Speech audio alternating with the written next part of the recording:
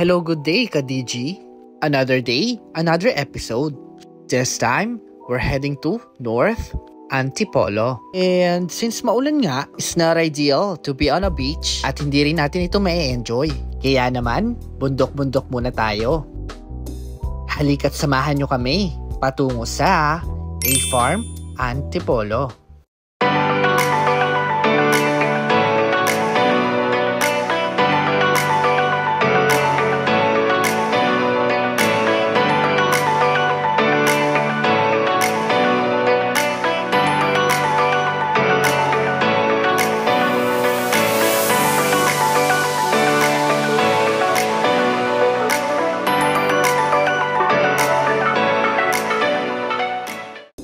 Okay, let's start with the location of A-Farm. A-Farm is located at Antipolo, Rizal. Bandang bulubundukin ito. So along Marcos Highway ay makikita ninyo itong signage. Sign na kailangan na ninyo mag-turn left. If you're on commute, may mga e-trike kayo na pwedeng sakyan dito. Or private service from host. Just inform them na kailangan nyo ng sundo. Medyo nakakaligaw lang siya dahil maliit lang yung signage nila. But worry not, dahil ito talagang papunta sa farm. Going farm nga is very challenging din. Makipot ang daan at maputik. And there are possibilities din na may makakasalubong kayo ibang sasakyan. Kaya bear with the road, papuntang farm. Around 5 minutes din yung binibay namin papunta dito. Matagal? Yes, dahil sa putik at mabatong daan dito.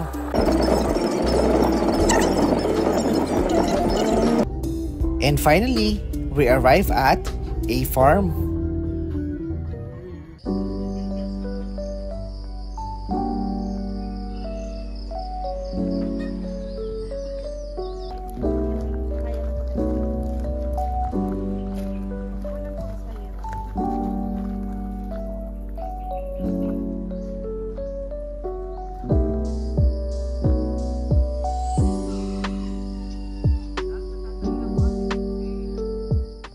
Ang cabin na binigay sa amin ay yung pinakadulo.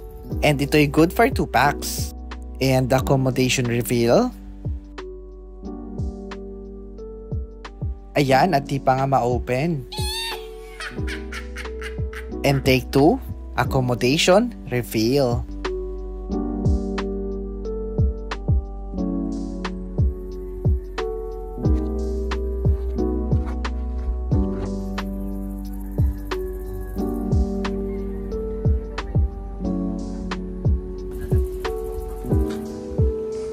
Double bed with 2 pillow, small table and chair, 2 dim light, and they're overlooking terrace.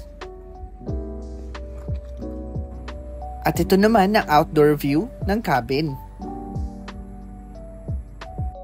A spacious outdoor for your activities, bathtub but upon request and additional payment, tambayan with disco ball, hanging wheel hammock, swing with overviewing, at ang tambayan place ng barkada. They also have here outdoor bathroom. So for each cabin has a designated bathroom. So we can say na private bathroom pa rin naman siya. And bathroom check. Malinis at pwede ito sa mga arte. Of course, ang request ng lahat, bidet. Working pero hindi kalakasan pero pwede na. Water flow is medyo mahina, but given na rin ito dahil nasa bundok tayo. Ang tubig kasi dito ay tinatransport pa galing baba na sinasalin lang sa tangke.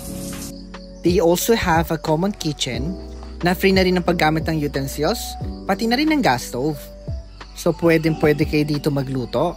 Plus, meron din pala silang sari-sari store dito if wala kayong baon. Take note that liquor here is available also. Sa labas nga rin ito ay may dining table with overview and banana tree. Commercial. If you're using private car, pwede nyo rin daanin yung other attraction na malapit dito. Like Taytay Tiangge, roughly 1 hour ang layo niya. Then later, I'll show you ano yung mga nabili ko sa Taytay. Other attractions are like Cloud9 360 view na may makapigil hiningang bridge and the overviewing of Metro at saka na rin ng Rizal. You can also drop by sa Hinulugan Taktak, malapit lang din yan dito. If you're Catholic, pwede nyo rin daanan ang Antipolo Church, one of the famous church here in Luzon. So here's what I bought in Taytay, Tiange. 13 items for 1,500 na yan. Napamahalan talaga ako sa Polo. Woohoo! Going back, you can avail this bathtub for only 500 pesos. New experience din ito kasi you are soaking in a bathtub while you have the view.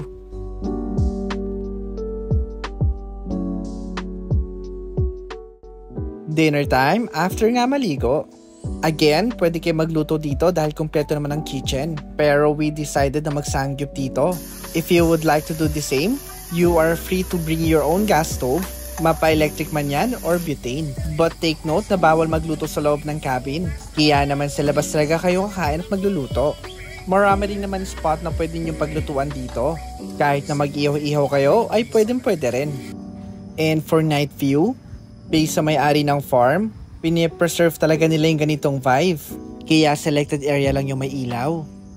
But my advice is to bring your insect repellent. Malamok kasi dito. Pero ganun pa man, masarap tumabay dito mapagabi o umaga. Good morning! Lahat nga ng guests dito ay gumigising na maaga. Wanna know why? Dahil dito.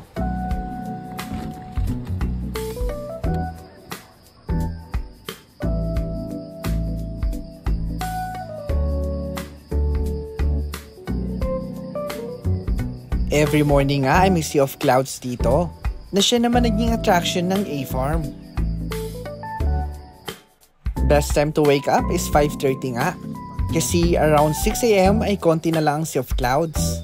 And besides of that, masarap di magpaaraw ng ganitong oras, dahil di pa nga ito kainitan, at feeling morning person ka talaga.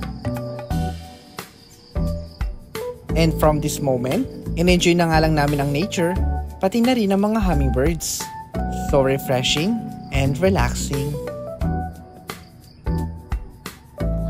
About A-Farm has a 6 cabin that can accommodate up to 14 packs. You can add 1 packs per cabin, but with extra charge. Pets are allowed, but with extra charge as well na 1,000 pesos.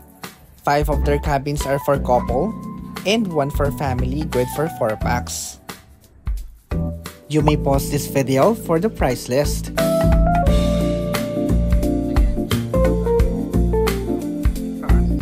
Suggestion, recommendation, places you want me to visit? Comment down below. But first, don't forget to hit like, share, and subscribe for more updates.